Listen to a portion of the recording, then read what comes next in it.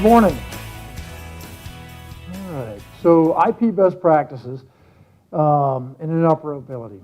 This has to deal with your dispatching consoles and how your dispatchers interact and work and what's good for your operation centers. You got new dispatching building, PSAP going down there. Make sure I got this thing working right. So a couple things we're going to cover. Why IP? You know, you see a lot of things that happen with the internet now. You can shop on the internet, you can get TV on the internet, and, you know, movies across the internet. You don't need all this massive equipment. Heck, you don't even need a DVD or VCR hookup anymore. So why not move everything else towards IP and get rid of all this large backroom equipment? So, and that's what we're talking about, the ability to move away from large rooms of backroom equipment that, you know, antiquated technology, cards that go down, basically technology that is older. In fact, I think the VA, you guys are dealing with a lot of that right now, right? You got a lot of antiquated equipment that you're dealing with. It's breaking down. You said the old Motorola systems, everything else. Well, you can get rid of all that. So to a feature-based software system. So now when you upgrade, you're talking about upgrading software, not the hardware, right? Basically, we're getting into some interoperability as well, but the opportunity to get rid of all that backroom equipment, and in fact, when you're designing your new building, you probably had to look at whether or not you're going to have radio room and all that for all this backroom equipment that really, come to the point, today's society you don't need anymore. So here's the other reason why IP. Any to any at any time.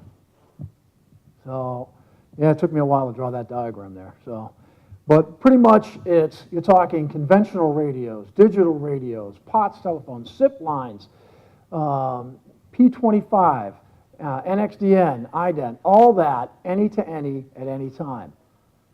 You can patch it, you can talk to it, they don't have to switch channels, they don't have to do any of that. It all comes through IP. And the IP, the software, makes it easier so that you can not only connect any to any at any time, but now they don't have to be geographically co-located. Meaning you can, if you have an AvTech system, by chance, all right, or an IP dispatching system, then your local, your nearby county or town or whatever also has an IP dispatching system. You can make them interoperate. All right, we'll kind of get into that a little bit. So the other part about why IP is it allows for, you talk about retention and training. When every time you have to train somebody new, or if you go to a new system, there's a lot of times there's training that needs to take place. Especially if you're upgrading to a different system, it's a pain, trying to get everything going. So you can make your screens as simple as you want for what's there. All right? Very simple, very, very, very basic. You can also, with IP systems and software, you're able to design your screens to match your old screens and then incrementally add in new features. And you can make them as complex or diverse as you need. Adding features as you go, so you can incrementally train your dispatchers when you're looking at software-based dispatching consoles. All right. So why IP? Again, allowing your dispatchers to join in conversations, okay, and leave as needed. Patching, very simple software allows that to happen. Not affected by geographic location of the dispatcher. You see over here, they've got on a little laptop, it can go mobile. A lot of IP. This can be in a van. It can now be connected up through cellular, hotspots, all that. Also working with IP allows you to dispatch now from a tablet. okay?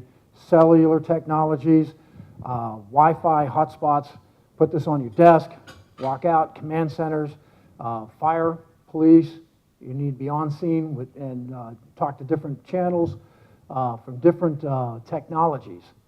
You can't do that through a single portable. IP allows you to do that.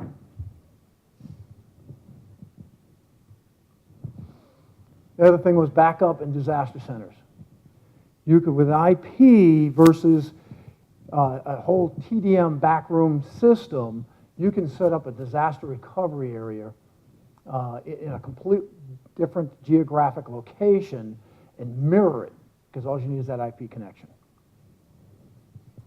Because it's a distributed system. It works just like the internet. Oh wait, it is the internet. So it's an IP system.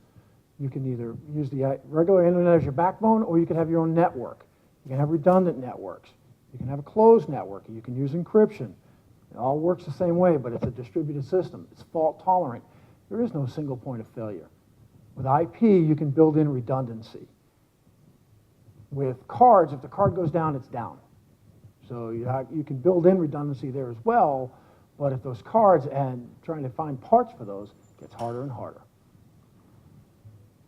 All right. So if you're looking at investing in a new console, you really have to bridge that gap between assumption and fact. And we'll kind of try to go through that here. Should I have an open or a proprietary system? Or we'll cover what's open and proprietary. Some of you guys have proprietary. I've talked to some guys down there in Suffolk, you guys are looking at Motorola still.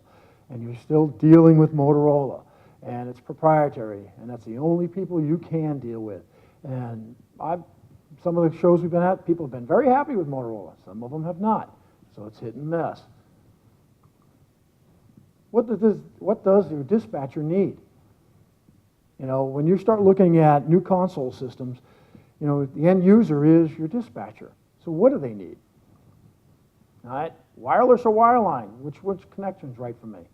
And we'll get into that as far as what wireless and wireline mean. And again, what are your disaster management plans? And be surprised, that's actually pretty close to some of them.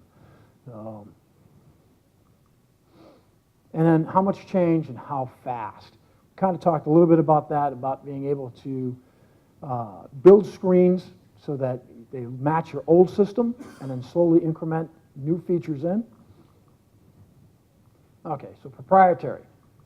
There are some advantages to proprietary. Single source for dealing with training and software development, minimal configuration. You go at one-stop shop.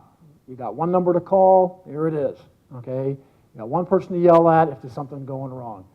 They have to fix it, because they can't say, well, it's the other guy. So there are some advantages there. But there are some disadvantages as well. You are locked in. There's no flexibility. You know, some of the proprietary systems out there are what they call evergreen systems, meaning you have to buy their product because it's the only thing that works with their product. That's it. You are locked. So you have to pay their prices. You have to deal with their training. Sometimes there's an additional expense for any customization. So it's not Burger King. You have to take it their way. All right. The other bad thing is if that company drops the line, let's see, anybody here have a Gold Elite Motorola console? Yep. They just sent you an end-of-life letter, didn't they? Yep. Gone. See you later. We're not going to support it anymore. So, but oh wait, they've got another evergreen console for you to install, so you can keep buying their product until they decide to abandon you there. So open. There are some advantages to open.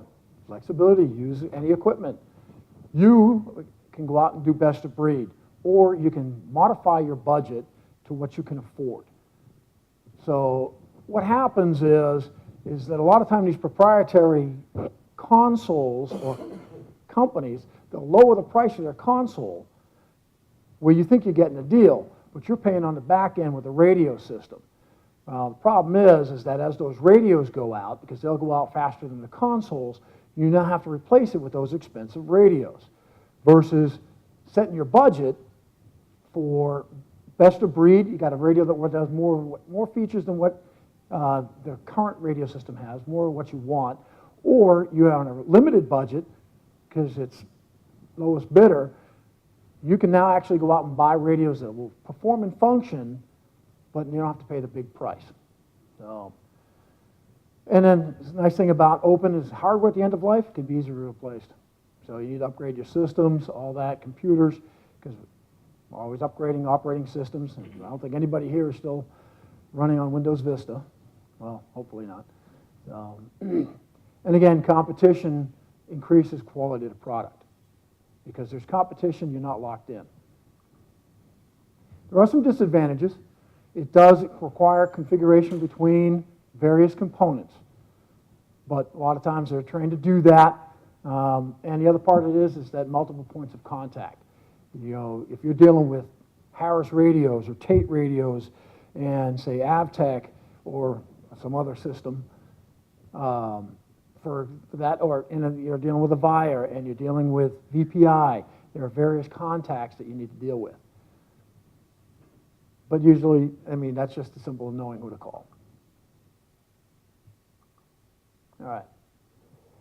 So open dispatch consoles provide numerous support qualities. P25, LMR, DMR, all that. Within the, if you're looking at proprietary, some of that stuff is locked down by protocol, right? And you're locked into their system. With open dispatch consoles, you can support each of these as they progress through. Some of the larger OEMs they're very reluctant to embrace this. In fact, at a recent P25 conference, Motorola got up and walked out when they started talking about open standards, because they know they have you. Right? Their open consoles would reduce their value add. It would not reduce yours. Open consoles increase your value add. All right. So the other questions you need to ask. What does your dispatcher need? Come with some of the stuff, ability to limit training. So when you're talking about retention and training, you need to actually get these people up to speed as quick as possible. So you really need to look at consoles that can get them up to speed faster. We talked about a little of that with the screenshots. Okay? You can bring them up to speed slowly and then train them with your old systems, new systems, and get them going.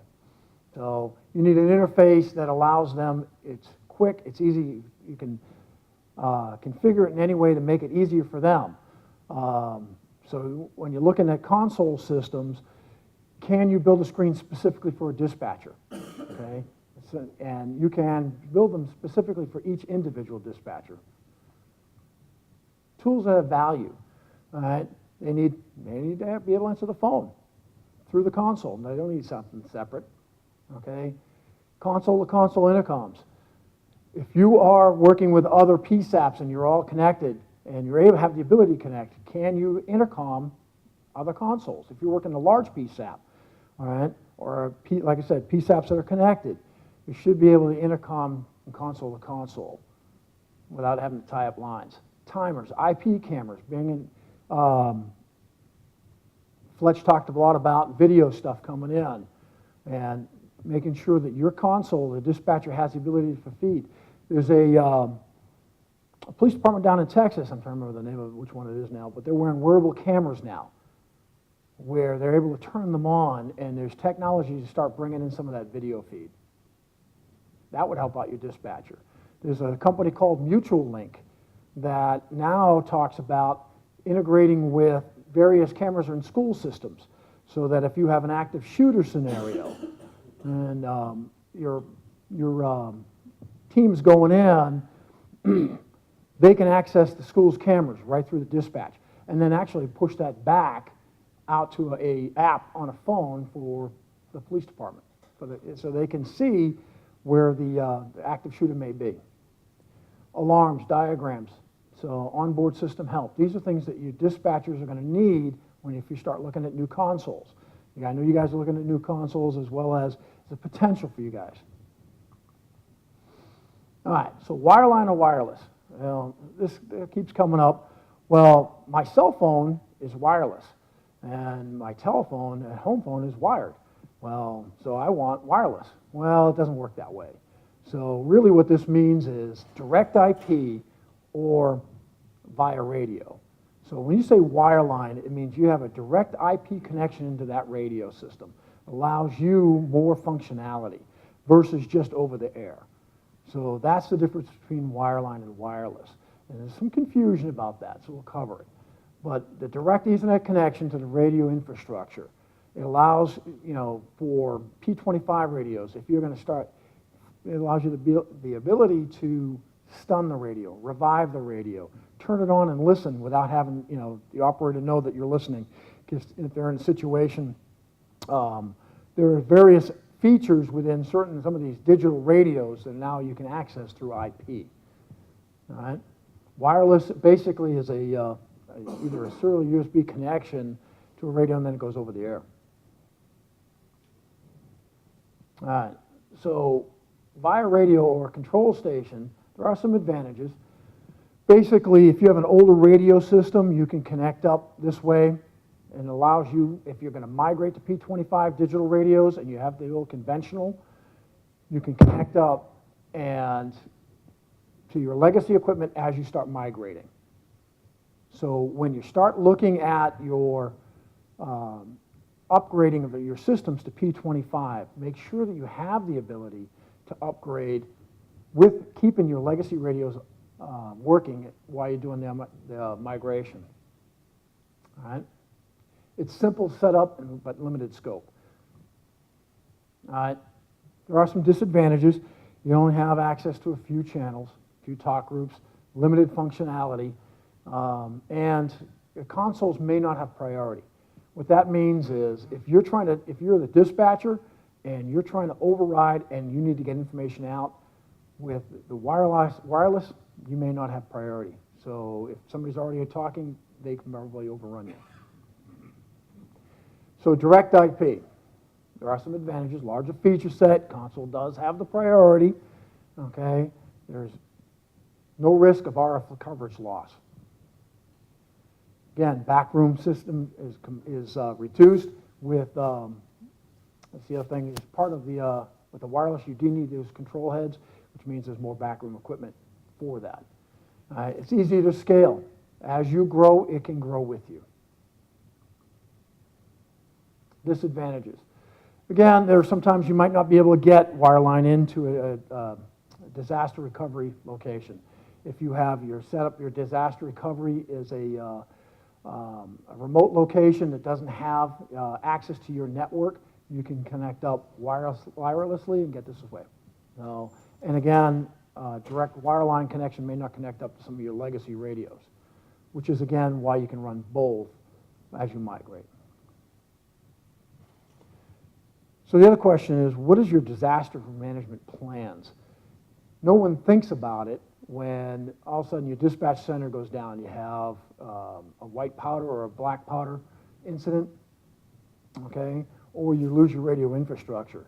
Not so much up here, but they're getting more and more tornadoes. When we were out in Minneapolis, they were talking about a lot of tornadoes, and infrastructures can go down very quickly. So what happens if you can't gain access? Somebody decides to send something through the mail that comes and it starts to have a little bit of powder on it or whatever, white powder event, and next thing you know, you got to clear the building. So, or one of your officers comes in and accidentally sprays pepper spray into the dispatch center. So that's happened. Or worst come to worst, what happens if it becomes a black hole event? Have you thought about how you got to do your disaster recovery plan there? So when you're looking at your dispatching consoles, you need to look at, when you're looking at IP, allows you to have backup because you're connected up. You can have geographically different locations. Your data center can be one spot, your dispatch centers, your backup, you can have a remote. Now with cellular technologies and the way things are going, you can actually have a command vehicle connect up. So if things go down, you can still access your data center and through a remote, through a laptop, your dispatchers can keep going.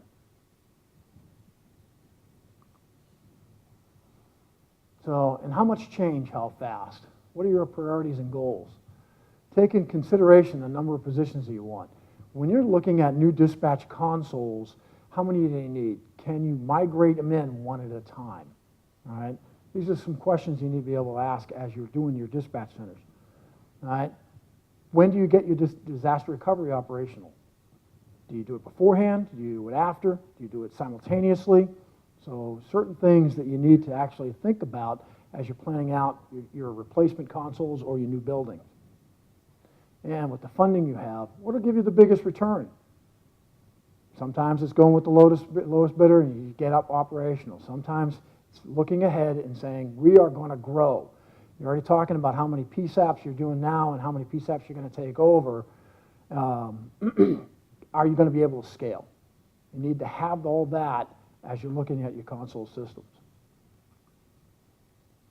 All right, phase-in functionality. We talked about that a little bit already. Start with similar screens, okay? Add in multi-agencies. There are a lot of communities now that are working with sister communities because of mutual aid and trying to come together and get on the same system. Well, can your consoles do that? Does your console have access to talk to the other console? If I'm in Suffolk County and I want to talk to Morris County radios, can I do that? Can my dispatcher actually on the screen poke up endpoint or pad and say, I'm going to talk to that radio in the next county? Can I talk to fire? All right.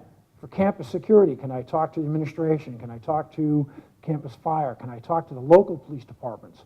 Am I on the same thing? Can I share those radio endpoints so that actually I can talk to them and they can talk to me? There are systems out there that do that. Those are the things you need to think about, rather than becoming a silo. Make a plan before you buy to ensure your vision is attainable. All right, so if you have an existing console, you're not looking to buy a console or anything like that, or replace or upgrade, how do you make the one you got better? All right. So, adding headset technologies. A lot of consoles now will take USB jack boxes. So you can connect up a USB jack box. It's just a little box that goes underneath the desk. So now you can put headsets in. All right. Wireless headsets. It works off a base, so your dispatchers are not tethered to the console.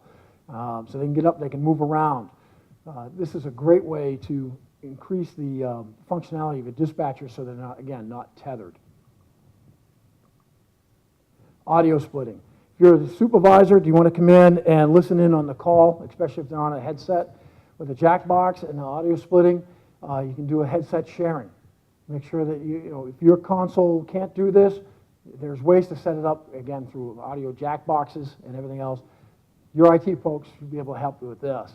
But it's one way for dispatchers to actually, supervisors and dispatch supervisors to jump in on the call, listen on the call, training, all that. All right.